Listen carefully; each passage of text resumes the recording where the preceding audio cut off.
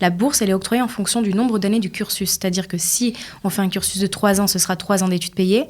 Un cursus de 4 ans comme ingénieur, ce sera 4 ans. Le maximum qu'on peut donner, c'est 6 ans pour les études de médecine.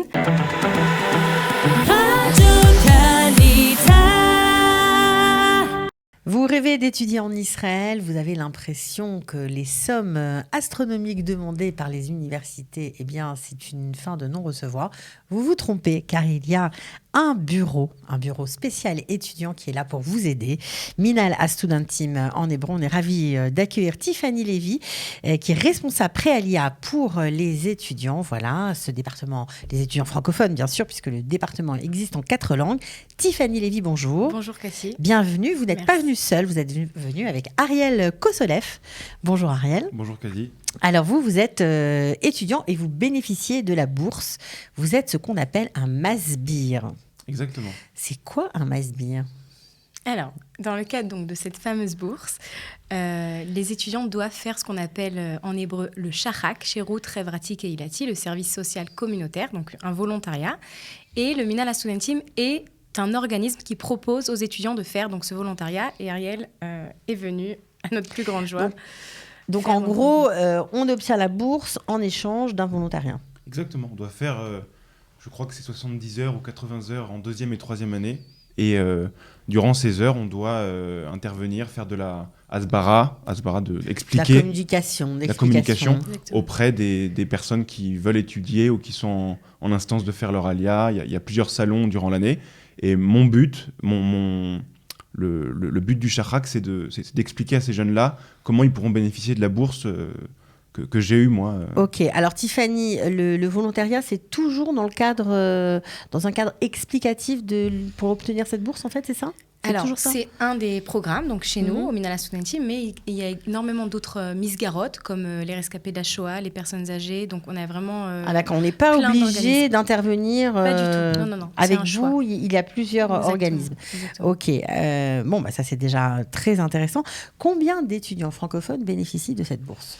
Alors, par an, une moyenne de 1200 étudiants francophones. C'est pas mal. Ouais. Et à combien elle s'élève, cette bourse ? Donc, le Minhal HaStudentim, il prend en charge le coût universitaire standard. Donc, c'est entre 10 000 et 11 000 shekels par an pour une licence. Et pour un master, entre 12 000 et 13 000 shekels par an. Alors, est-ce que tout le monde est éligible ? Parce que ce qui est intéressant avec Ariel, par exemple, c'est qu'il a 28 ans et qu'il vient de redémarrer des études. Donc ça, c'est pas la norme, on va dire, en général. Exactement. Il sort un petit peu des critères. Donc, les principaux critères, c'est donc... le premier critère, c'est évidemment d'avoir fait son alia, puisque ça fait partie du ministère de l'Alia et de l'Intégration. Deuxième critère, donc pour une licence, il faut étudier jusqu'à l'âge de 27 ans. Pour un master, jusqu'à l'âge de 30 ans. Et donc, Ariel, si tu veux raconter ton histoire par rapport à ton petit dépassement. Juste avant de donner la parole à Ariel, ça, c'est des conditions vraiment qu'on ne peut pas changer. Ça veut dire qu'après 30 ans, par exemple, si on a 32 ans, 33 ans, qu'on veut rentrer en master, on n'est plus éligible à cette bourse. Alors, 32 ans, en effet, c'est vraiment un gros dépassement. Mais 31 ans, dans certains cas, s'il y a vraiment une raison justifiée, on peut faire une demande. Et un autre critère important, c'est la période de séjour en Israël, qu'il faut commencer ses études dans les 3 ans à partir de la date de la Alia, sans comprendre la période du service militaire ou du Shirut Leumi. C'est une période qui est gelée. Ok, donc ça veut dire, ça c'est important, ça veut dire qu'on commence par le Shirut Leumi pendant 2 ans. Voilà, 1 an, on n'a pas encore, on va dire, on travaille par exemple, et on commence la 4e année, ça marche, parce que les 2 premières années ne comptent pas. Exactement, c'est une période qui est tout à fait gelée. Ok, c'est très important de le préciser et j'imagine que c'est pareil pour les garçons, pour l'armée. Pour l'armée, tout à fait. Ok, alors vous, Ariel, on a bien entendu ce que nous a dit Tiffany, mais vous avez 28 ans. Exactement. Donc vous êtes hors cadre. Comment vous avez fait pour obtenir la bourse malgré tout ? Eh ben en fait, voilà, je suis arrivé moi en 2016 à 23 ans et j'avais pas pour idée de faire des études. Je voulais gagner de l'argent, avoir ce qu'on appelle la parnassa. Donc jusqu'à 26-27 ans, j'ai travaillé dans l'audiovisuel. Ça m'a convenu. Et puis à un moment, je me suis dit... Je vais pas faire ça toute ma vie. Voilà, je vais faire ça toute ma vie. Il faut que je trouve quelque chose qui me plaise plus. Alors, je me suis retourné vers le piano, que je joue du piano depuis l'âge de 7 ans. Et j'avais comme rêve, comme ça, un peu enfoui, d'intégrer l'académie. Donc, j'ai appelé l'Académie de musique de Jérusalem. De Jérusalem, l'Académie Rubin. Donc, j'ai appelé le Minhal HaStudentim. Et là, on m'a dit, le problème, c'est que tu es là depuis plus de 3 ans. donc tu ne peux pas commencer les études. Donc j'ai dit, ok, est-ce qu'il n'y a pas un moyen de pouvoir contourner un peu cette loi des 3 ans ? Et là, j'ai une personne qui m'a appelé, qui s'appelle Keren, je remercie beaucoup Keren, qui m'a appelé. J'ai eu des petits incidents de parcours, des petits problèmes de santé, rien de très grave, mais du coup, elle m'a appelé pendant 1 heure, on a discuté, elle a vu que j'avais vraiment eu un problème et que je ne pouvais pas commencer mes études durant ces 3 ans, et au final, elle m'a donné cette bourse qui couvre mes 4 ans d'études à l'académie, ce qui est une somme, c'est une somme colossale. Je veux dire, quand on est étudiant et qu'on ne peut pas travailler à plein temps, c'est drastique, quoi. Je veux dire, c'est un changement qui permet d'étudier et de se former pour pouvoir avoir après C'est un nouveau départ dans la vie, en fait. C'est un nouveau départ, complètement. C'est une chance extraordinaire. Complètement. Moi, je pense pas... En France, les études sont gratuites, mais il n'y a pas d'organisme comme ça qui... Enfin, je veux dire, le fait de pouvoir être boursier en Israël est quand même très important. C'est une caractéristique qui est pas... Surtout, j'imagine, quand on est nouvel immigrant, même 3 à 4 ans en Israël, c'est pas énorme. Et donc, c'est une chance pour, en tout cas, trouver sa voie. C'est pas toujours facile, hein. Parfois, on peut se tromper. Alors justement, quand on commence avec vous des études, on obtient une bourse et puis finalement, je sais pas, on s'inscrit en sociologie et puis finalement, c'est pas du tout ça qu'on a envie de faire. On a envie de faire du théâtre ou on a envie de faire de la biologie. Comment on fait ? Est-ce qu'on perd la bourse ou est-ce qu'on peut la récupérer ou est-ce qu'on la récupère mais seulement sur une partie des études ? Alors ça dépend du cursus. Si la personne a déjà entamé une première année, par exemple de psychologie, puis après veut rebifurquer sur un autre cursus, la première année ne sera pas payée une seconde fois, la première année du nouveau cursus. Mais c'est pas grave. Mais la fin du cursus sera prise en charge en fonction du nombre d'années. Ça, c'est très important, je ne l'ai pas précisé au début. La bourse, elle est octroyée en fonction du nombre d'années du cursus. C'est-à-dire que si on fait un cursus de 3 ans, ce sera 3 ans d'études payées. Un cursus de 4 ans comme ingénieur, ce sera 4 ans. Le maximum qu'on peut donner, c'est 6 ans pour les études de médecine. Donc, ce sera payé en fonction du nouveau cursus que la personne voudra entamer. Et on conseille à l'étudiant de se mettre en contact justement avec moi avant de faire l'Alia justement pour... Ah, alors ça, c'est intéressant et c'est important. Pourquoi avant l'Alia ? Parce que ça permet de recevoir vraiment toutes les options d'études qui existent en Israël et de faire un petit peu les meilleurs choix par rapport à ce qu'on attend de ce qui se passe en Israël. Donc non seulement vous financez, mais en plus, d'après ce que j'entends, vous donnez un conseil pour les étudiants, un conseil d'orientation en fait. Tout à fait. D'orientation, explication sur le système d'enseignement supérieur en Israël, les conditions d'éligibilité à la bourse, tout ce qui concerne, et ça se connecte à ce que Ariel a précisé, qu'il a bénéficié de l'aide d'une assistante sociale. Donc, ce n'est pas seulement le côté financier, c'est aussi tout le livouille, tout l'accompagnement qu'on peut donner pendant les études aussi. Donc c'est grâce à l'assistante sociale que vous avez pu vous présenter à une espèce de commission dérogatoire, en fait, pour obtenir l'éligibilité à cette bourse. Et pendant les études, je dois préciser que j'ai un service qui me permet d'avoir des heures de soutien dans les matières qui sont compliquées. Je veux dire, il y a une personne qui s'appelle Chiri à l'académie qui, chaque mois, tous les 2 mois, avant les examens, m'appelle pour me dire « Ariel, est-ce que tu as besoin de 3-4 heures dans cette matière, en solfège ou en piano 4 mains ? Est-ce que tu as besoin de conseils ?» Et donc, se mettent en place des heures de soutien qui sont déterminantes dans l'obtention de mon diplôme. Et ça marche pour un étudiant en mathématiques aussi ? Voilà, en fait, comment ça se passe ? On a ce qu'on appelle en hébreu les shirouté ma'atefet. Donc, c'est tout ce qui accompagne l'étudiant en plus de la bourse. Et donc, ça peut être assistante sociale, ça peut être cours de soutien. Et tout ça, ça passe par ce qu'on appelle des madrichim qui sont dans la majeure partie des campus en Israël. Et l'étudiant est en contact avec son madrich dès le début. Les madrichim contactent D'où les étudiants. l'intérêt de prendre contact avec vous le plus tôt possible pour avoir un madrich attitré, j'imagine. Une fois que la personne fait son alia et qu'elle ouvre son dossier au Minhal HaStudentim et donc elle est éligible à la bourse, elle est automatiquement mise en contact avec son madrich selon son campus. Et c'est par le biais du madrich que l'étudiant pourra demander des cours de soutien, psychologue si besoin. Il y a vraiment...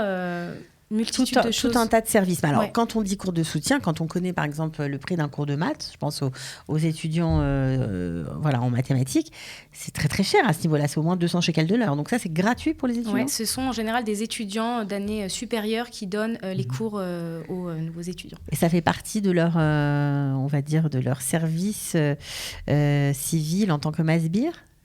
Ou pas non, Masbir, c'est vraiment le côté explicatif. Ils sont payés pour faire ça ? Les étudiants qui donnent des cours, ils sont payés ? Je pense que oui, complètement. Bien sûr. Ça rentre dans le cadre d'une bourse. Les étudiants de 3e et 4e année, de 3e et 4e année, sont rémunérés en tant que boursiers pour pour nous donner à nous des nouveaux étudiants. C'est un cercle vertueux, là, ce que vous me décrivez, c'est génial. Donc bon, j'imagine que ça vous a sauvé, quoi. Vraiment, vous avez l'air super content. Complètement. Non, je suis ravi. Ouais. Je suis vraiment ravi. Et en plus de ça, je dois dire qu'il y a plein d'événements qui sont organisés. Je veux dire, je suis sur plusieurs groupes avec l'université hébraïque qui est à côté de l'académie. Il y a un groupe d'étudiants français, il y a un groupe des étudiants du Minal. On est sans cesse reliés entre étudiants du Minal avec des événements. Il y avait un événement vers En-Gedi il y a 2 semaines, j'ai pas pu y aller. L'an dernier, il y avait un autre événement où j'ai pas pu aller non plus. Mais il y a sans cesse des activités pour les étudiants et je dois dire que c'est assez fédérateur comme... Je me sens vraiment comme dans un cocon avec ce Minal. Donc, faire partie d'une communauté. Ouais, en exactement, fait. exactement. Donc ça va plus loin que la bourse, quoi. Vraiment. Oui, il y a des tioulim, des petites pilouillottes, des activités qui permettent à tous les olim, voilà, de se rencontrer. Donc c'est pas en fonction des nationalités, c'est vraiment pour tous les olim. Ouais, je rappelle qu'il y a 4 départements qui s'occupent des étudiants, donc chacun dans leur langue. Alors vous avez quoi comme département ? Donc on a pour les russophones, hispanophones et anglophones. Voilà. Et les Français, bien sûr, et les francophones. Voilà, on l'a vu. Il y a aussi beaucoup d'activités, Tiffany, et vous donnez aussi accès au programme TACA, je crois. Exactement. Le programme TACA, c'est un programme donc, qui est pris en charge par le Minhal Studentim, donc pour les étudiants Olim. Il se fait à Jérusalem, à Tel Aviv et à Ashkelon. C'est un programme de 5 mois qui a pour but principal de préparer les étudiants, les futurs étudiants, donc aux études académiques. C'est vraiment un niveau au-dessus de l'Ulpan. On a de l'hébreu académique, de l'anglais, certains cours en fonction des matières que les étudiants souhaitent étudier. Donc c'est un programme de 5 mois jusqu'à 30 ans, préparation à l'examen Yael, jusqu'à 30 ans. Et préparation à l'examen Yael. Vous en avez bénéficié, vous, de ce programme ? Non.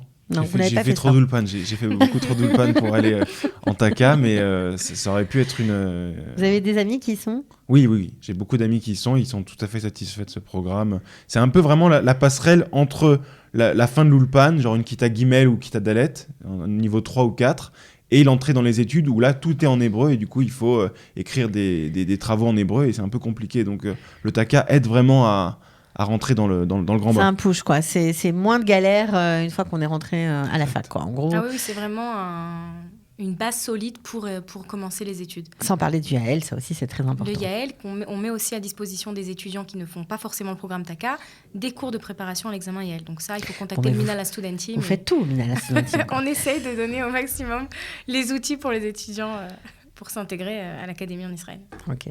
Bon, en tout cas, merci d'avoir été avec nous, de nous avoir expliqué l'importance de cette action que vous menez, de cette bourse pour les étudiants. On a bien compris avec toi, Ariel, que c'était fondamental.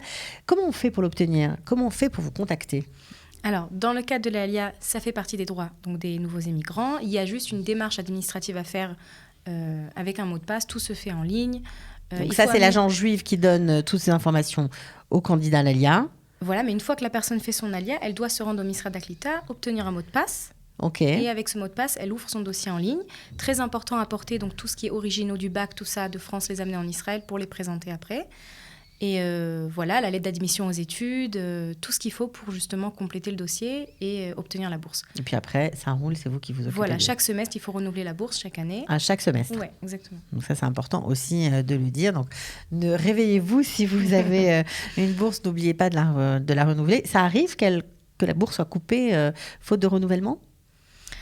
S'il y a un petit retard, on les accepte. Okay. On les accepte. Et encore une fois, s'il y a vraiment une raison qui est justifiée, ça passe. Donc, d'exception. Bon, en tout cas, bravo pour le service. Tiffany Lévy, merci. Je rappelle que vous êtes responsable Préalia pour les francophones, les étudiants francophones. Ariel Kosolev, on vous souhaite bonne chance pour vos études. On viendra peut-être vous voir un concert. Ah bah oui, je vous inviterai. J'inviterai tout Kalita. Vraiment, tout le Minhal Studentim. Et tout le Minhal Studentim, bien évidemment. Bien sûr. Bon, ok, en tout cas, à bientôt. Merci d'avoir été avec nous. Merci à vous. Ciao.